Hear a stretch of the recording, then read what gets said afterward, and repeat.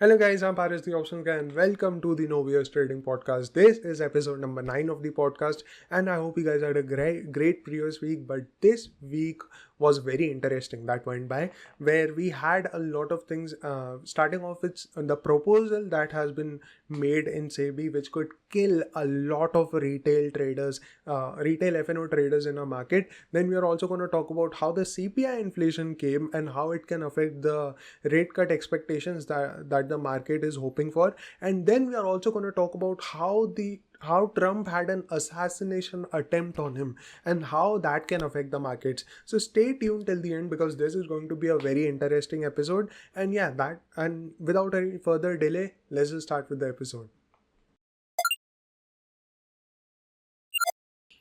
So now talking about what happened in the previous week, starting off with SEBI, which has put up a working committee for futures and options, which gives SEBI recommendations on what changes to do in the futures and options segment of the Indian markets. And so that committee has recommended a few measures to curb the derivatives craze that is going on in the country. Starting off with increasing the lot size of options from minimum 5 lakh currently to rupees 20 to 30 lakh. That means basically the lot size that we have right now for options can increase 4 to 6 times in the coming few months. So definitely that means that a lot of small traders who are bringing in 10,000, 15,000, they will not be able to trade in the markets. So that is something that is sort of a good thing that they are doing. But after that, if you see, second thing is that they are restricting weekly options to only one expiry per stock exchange per week. What does that mean is that NSE can keep one weekly expiry for a single index every week and BSE can keep one weekly expiry for a single index every week. That means now what are the NSE indices that have options? Now those are mid cap nifty, fin nifty, bank nifty and nifty. These are the four indices which have options. So also nifty next 50, but we'll ignore that because that is a sort of a very in a very nascent stage, so we are not going to talk about that. But the four major ones are nifty, bank nifty, mid cap nifty, fin nifty. So now what SEBI is saying that out of these four, you can only keep weekly expiry for one single index every week, right? No more than that. And for BSE, it is and same thing for BSE also. Now BSE has BankX and Sensex, right? Those are the two biggest ones which BSE has. No more than that, right? So for BSE also, they will need to choose between one of these to keep a weekly expiry on. And for Nifty also, and for NSE also, out of the four, NSE will need to choose one, right? So what NSE might do is that every week they might keep a different indices expiry, right? So let's say in the first week of the month we have Nifty expiry, in the second week we have Bank Nifty expiry, in the third week we have Fin Nifty expiry, in the fourth week we have mid cap Nifty expiry.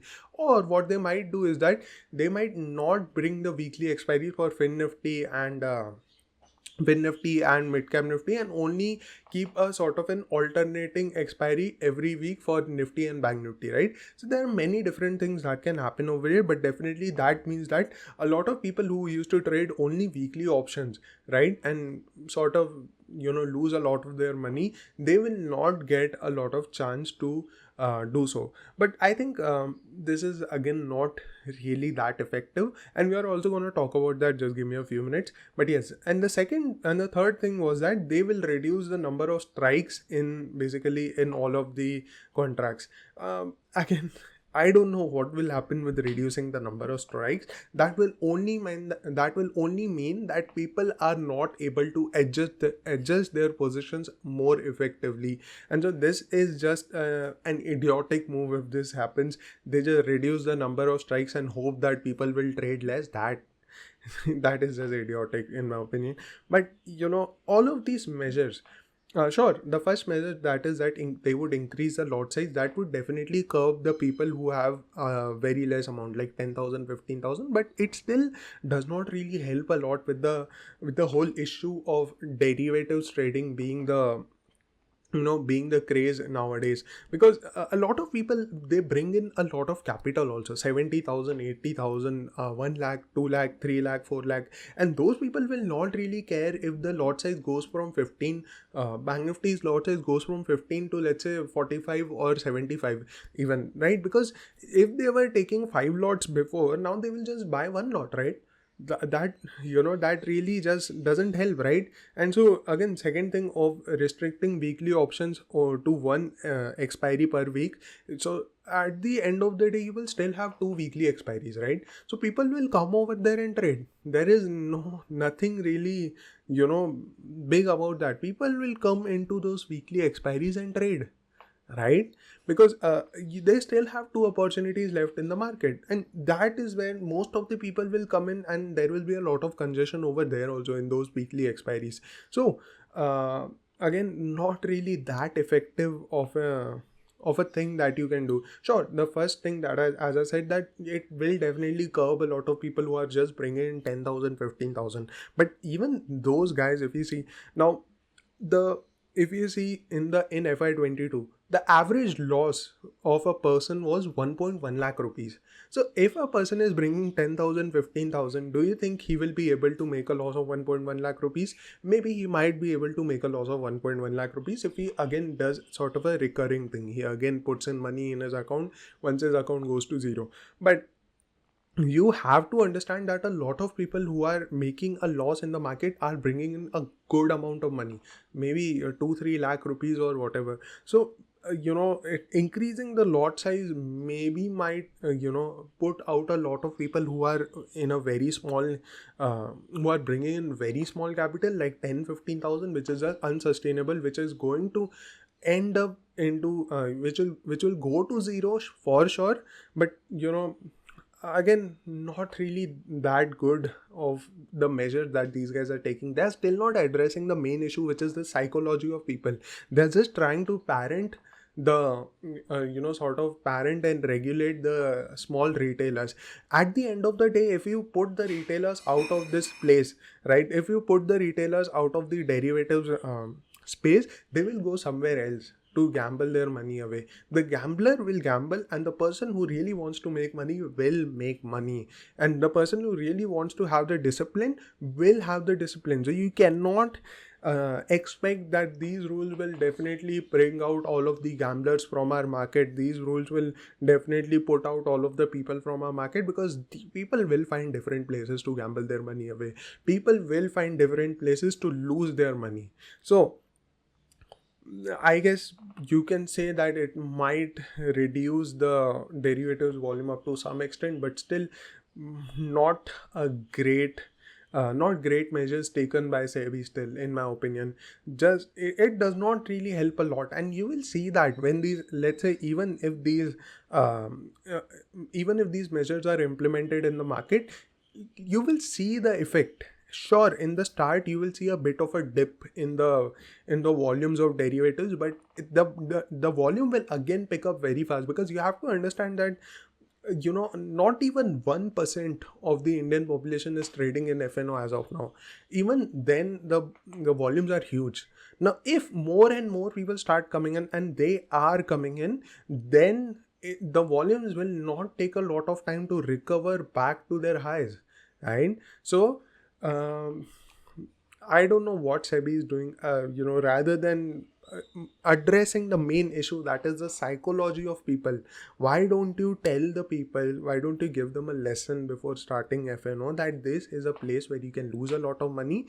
If you are coming into this place, you have to be very disciplined. You have to maybe give them a bit of a training. And if you're not able to do that, if that is not something that is in your you can say which you cannot afford, then it is fine. Maybe keep an exam for people who have to enter into the FNO. You need to get a certification before you enter into FNO. I think if that happens, I will tell you, at least 30 to 40% of people will just exit right away.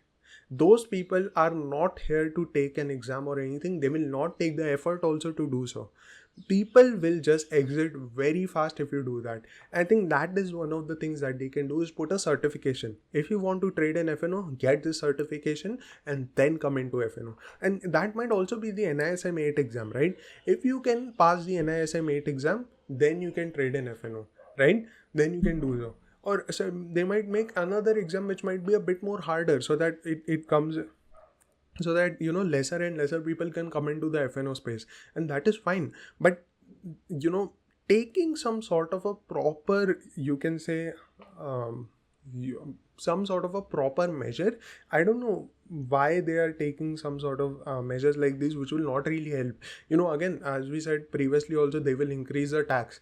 Now, do you think Dream 11 has less tax on it? No.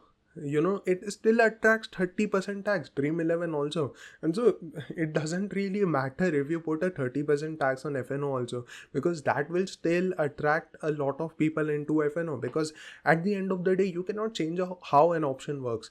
Even after bringing these changes, some options will go 30-40x in a matter of few minutes, because that is how the market works. And people will still be attracted to trade in those options, thinking that they can also make 10-20 times their money. So increasing the barrier of entry, and so it has sort of happened with, if the lot size is increased for FNO, it will sort of happen. But still, I think rather than bringing these idiotic rules which are only going to hurt the people who are more disciplined, right, these rules will actually hurt the people who are more disciplined, because they are the ones who are going to suffer a lot from these changes. Reducing the weekly expiries, you have lesser opportunities to make money, right? Sure, you might say that people have lesser opportunities to lose money also, but a lot of people who are making the money, for them every day can be something where they can make, where they have the opportunity to make money. So I cannot say a lot right now aside from the things that I just said. But yes, these are just proposals. As of now, they are not completely finalized or anything. I think by July end we could see some sort of a finalization once the budget is also done. So yeah, we'll keep an eye out on budget also, because budget dates have been finalized, and the union budget will be announced on July 23rd. So keep an eye out for the union budget. In next week's podcast episode, we will definitely talk about what you can expect from the budget. So keep an eye out on that also, because that is definitely going to be very interesting, because this time's budget will be a little different. Why? Because Modi government has not come into full power as of now. It had to take help of a few more people, and because of that, we might see a bit of a change in how the budget is expected to come out this year. So keep an eye out on that, and next week I'll see you guys with the budget thing also. But as of now, on Tuesday, we had the Jerome Powell testimony, and out of that, we didn't get anything which was very interesting or anything. All of the things we already knew were present in that. So not a lot of things to look into that. But on Thursday, we had the CPI data for US, and the CPI data actually came out pretty good. With the June CPI on a year-on-year basis, year-over-year basis, we had the CPI rose by 3%, and expectations were 3.1%. So good thing over there. Core CPI rose by 3.3%, where the expectations were 3.4% on a YOY basis. And for the first time since May 2020, month over month CPI has come into negative. That's a big thing. I think after 39 months, CPI has come into negative on a month over month basis. So CPI rose by actually negative 1%. So actually fell by 1% in the last month.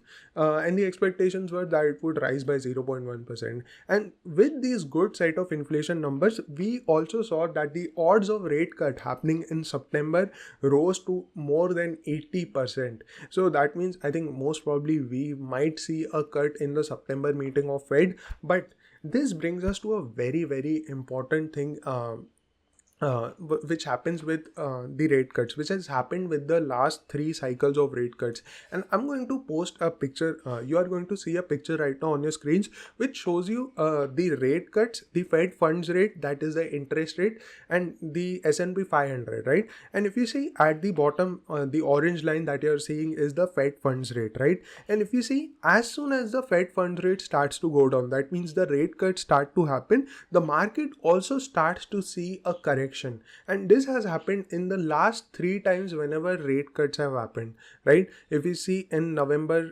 2000, right, when the Fed started to cut rates, right, if you see market corrected by 50%.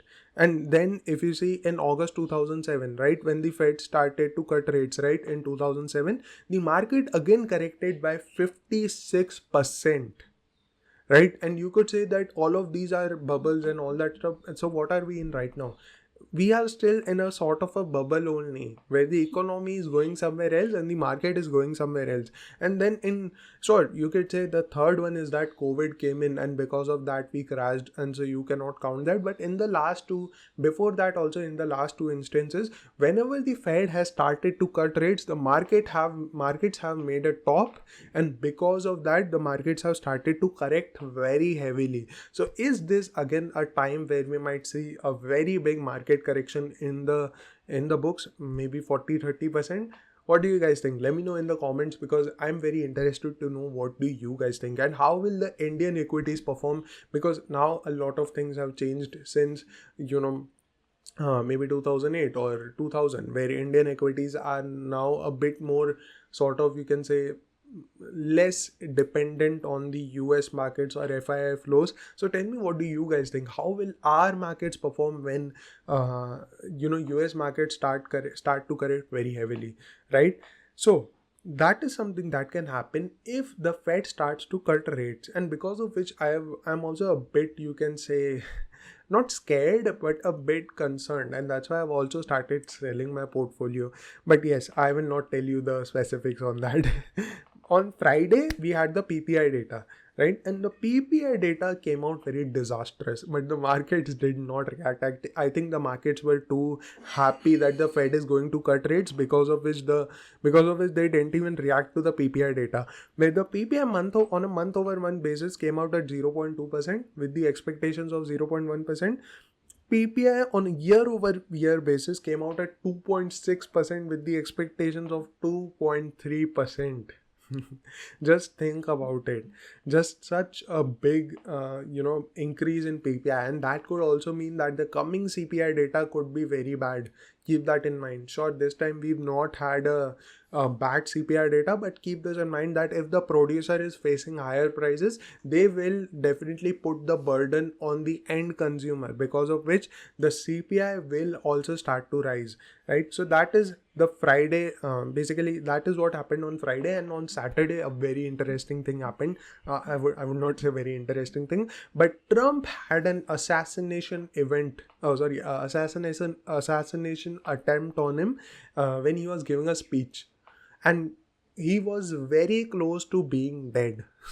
But the bullet hit his ear and then passed by. So Trump had an assassination attempt on him, and you might think that this is a bad thing for the markets. Markets will definitely crash, because if anyone who is going to become a president, or who has been a president, if he has an assassination attempt on him, this can be very definitely bad for the markets. But you have to understand how the human psychology works. Now, if the Trump has survived this attempt, which he has, it has just hit his earlobe, because of which he had a little bit of bleeding.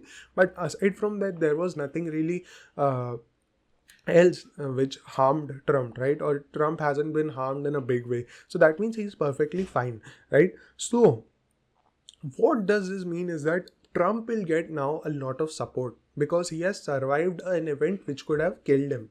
Right, so he will get a lot of support from a lot of people in US, which would consolidate his win in the coming elections in the US market. And if people are expecting that now he's going to win even more, people are going to give him even more approval because he took a bullet, that means the markets will react in a positive way. Because if Trump comes in, markets will definitely react in a positive way, because he will think more about how to grow the economy, right? So that's why, sure, you might think that the markets might react negatively to this, but actually they might react positively to this. So keep that in mind. Do not think and try to short the markets at the opening on Monday itself. Do not do that. most probably what will happen is that this is a non-event sort of a thing that which might not really get a lot of effect from the market, or the markets might not react to it a lot. But still, if that happens, if the markets react, then what might happen is that the markets might react positively to this. So keep an eye out on that. But yes, that was it for this week. A lot of things happened this week, but what is going to happen next week? Let's move on and talk about that. Now, starting off next week, we have the core retail sales data on Tuesday. The retail sales data on Tuesday, where the retail sales are expected to come at negative 0.2%. That means the market has also started to expect a bit of a slowdown from the consumer. And the core retail sales on a month over month basis is expected to come out at 0.1%. So, this is a bit of a thing that how can you interpret is that the sales that are happening for the for the consumer are more on the core essential items side, right? So that means the consumer is now spending less on discretionary items, because of which the market might be expecting the overall retail sales to come down 0.2%, but the core retail sales to go up 0.1%. So that is something that will come out on Tuesday. But if I think this will be a thing that will be a bit of a non-event this time, but still we will keep an eye out on it. Maybe something might come up which might be out of expectations, and so the market might react to it. So definitely we will talk about that in the coming episode next week. But yes, after that, straight up we have the HDFC Bank results over the weekend on Saturday. So now, one thing with HDFC Bank is that the Q1 business update that they gave a few days ago was horrendous, right? The bank did not have any sort of a growth in their deposits or in their CASA ratio. So this is something because of which a lot of short positions have been built up in HDFC Bank. And you also saw HDFC Bank coming down a lot after the Q1 business update. So that means a lot of people have sold at higher levels, have sold HDFC Bank at higher levels. Now, all of a sudden, if HDFC Bank gives good results, right, then we will see a very good short covering in HDFC Bank. Why do I say so? Is because a lot of people who had a sort of bleak outlook for the bank, right, because of the Q1 business update, will see that their assumption for the bank has been wrong, because of which they will need to square off their short positions and make new and create new expectations for the bank's performance in the coming few months or in the coming few quarters, right? Because of which we might see very good short covering in the stock, right? So keep an eye out for HDFC Bank results. Even if the results come out as expected, I don't think HDFC Bank will fall much, because the results have already been factored in the fall that happened on the Q1 business update day, and because of which we will not really fall even more after that, even if the updates are not as good as the markets. So although if the updates are if the results are very very bad, then the market might definitely fall. But even if the results are slightly below expectations or just on par with the expectations, then you will not see more fall. Please do not think so, because the fall has already been factored in the a few days ago, right? So because of that, if we get good results, HDFC Bank might start to rocket, because of which Bank Nifty also might start to move very fast from here. So keep an eye out on the HDFC Bank results. I will definitely keep you guys updated also on those results once those results come out in the next week's episode. But yes, that was it for the next week. Nothing much as of now that we could look out for in the next week. But now let's move on to the IPOs that are coming in our markets for the next week. Now next week we only have one IPO that will come out on Friday, and it will go on till the next week after that, till Tuesday. So we are gonna talk about that IPO in the next episode, not right now, because again we don't have a lot of information on the GMP also for the IPO, the gray market premium. So that's why it is better to talk about that IPO in the next week's episode. But yes, now let's move on to the market analysis for the next week, where if you see Nifty moved up 0.7% this week and Bank Nifty moved down 0.7% this week. Why? Because of HDFC Bank mostly, because HDFC Bank was not that strong, and whereas on the other hand, Reliance was pretty strong this week. So that's why is, Bank Nifty not moving up as compared to HDFC Bank, as because of the HDFC Bank, Bank Nifty was not moving up as compared to Nifty also. Bank Nifty was a little bit more weak, right? So what can we expect for next week is going to be pretty simple over here. If you see, Nifty is looking pretty strong. Nifty had a lot of chances to go down over here, but Nifty wasn't able to go down over here. So that means the market is telling us that still there is a bit of a upside momentum left, and so that's why we will keep a buy on dip stance for this week. Sure, the market might have corrected and Bank Nifty has closed on the lower side of this range, but still, if you see, Bank Nifty is still within the range, you can say still within this area, or within the support, and Bank Nifty can again take support from here. And as I had said in my daily analysis video also, that we will not take a selling stance over here, rather we will think about buying, because now the market looks like it might take support, might try to make support in this area and then start to move up. So what you guys can do over here is going to be very simple. Now if I go into the 15-minute chart, Bank Nifty has done this breakout, although Bank Nifty is starting to move down, but the major support that needs to be watched out is going to be this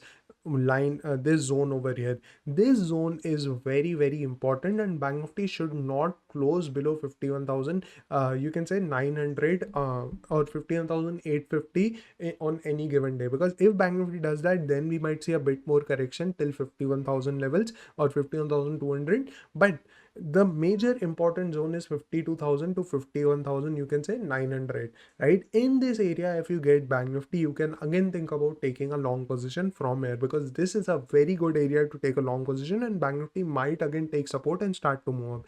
On the upside over here, if you see, the major level on the upside is 52,600. If we break 52,600 and start sustaining above it, start to make positive price action in 15-minute chart, then you can also see a very good rally till 53,100 to 200 on the upside, because then a lot of short positions will also start to get covered over here, right? On the other hand, if you see Nifty, same thing with Nifty also. 24,400 is now the important area. Last week for us, 24,300 was the important area, but now it has shifted up till 24,400 to 380, you can say. This zone is a very good zone to take a long position in Nifty, and if you get a bit of a dip in Nifty till this level, then you can think about taking easily a buying position over here. If you open with a gap up, let's say somewhere near 24,600 to 620 or even 640, then we will not take a buying position at higher levels. Keep that in mind. Our stance is buy on dips, not buy blindly,